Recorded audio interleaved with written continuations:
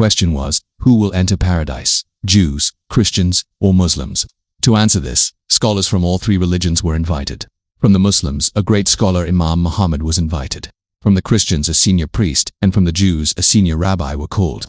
They were all asked the same question: who will go to paradise? Imam Muhammad stood up and gave a short, wise, and logical answer.